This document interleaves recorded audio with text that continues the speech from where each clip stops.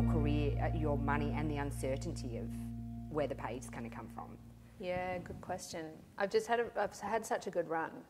I moved to Melbourne at 30 years old, and I was so poor for the first 3 months, and within a few months, I just was so lucky to immediately get an agent who immediately put me in a meeting with Ted Robinson, who produced Good News Week, but Right. you know, like back in the day, he's produced some of Australia's legendary comedy TV shows. Okay, right. And somehow my agent describes it as two of the more awkward people he knows in a room together being awkward, but somehow magic happened, and Ted was starting up an ABC show, got me on that. So 3 months of abject poverty. Right.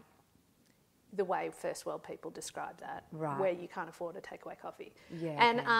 And then TV, and then I had a blissful run. And this, to be honest, this is my first year of actually of not being on contracts that will pay the mortgage. And so Right. this is my first year and my husband finds it far more thrilling and terrifying than me. Yeah, right. Because I bought into this game. Yeah, And yeah. I quite like it. Because it's that weird performer's optimism of going, there's a big paycheck around the corner. I bet there is, and often there is. Yeah.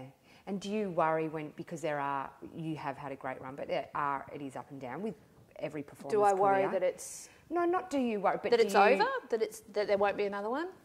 Well, okay, yeah, that. How are you going to phrase it? I was going to phrase You're going to do it that nicely. Because you don't know what's coming next. Do you worry, especially because you are having a baby? Do you go, shit, if this could be it for a while, or? Yeah, I do. Yeah, it's particularly hard having a child because I'm having to have enforced time out. And I talked to Cal Wilson, had a child as a comedian, and she said she took 2 whole months off, and even then it felt too soon to go back. Yeah, that's not long at all. I know it's not long. No. But I have friends who've had jobs where they get maternity leave, and I'm so jealous because I'm not a great financial planner. Right. So I am always, because I'm an eternal optimist, I always underestimate how much money I'm going to need. I'm going to need a lot of money to not work for 2 months. Yeah. I know, because you never really in entertainment do get maternity leave.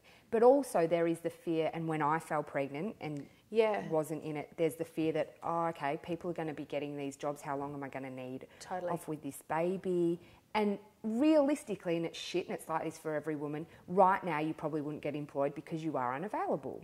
I am. You know? I'm unavailable, yeah. And that's what's scary about it, though. And men don't have to think about that. Because like your husband never has to think about it. And I'm so jealous of all this. So I feel there's quite a few people in the comedy industry at the moment having babies. Yeah. And they're all men having babies. And it's so different to what I've got going on. Because I'm carrying this 6-month bump on stage with me every time I go on, which means that I have to acknowledge it but not overdo it.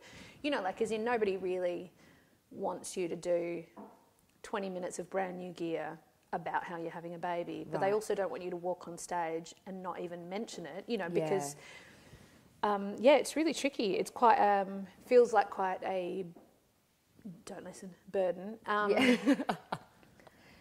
For the performance, and in fact all the hormones make you less interested in the risk of live performance as well. Like I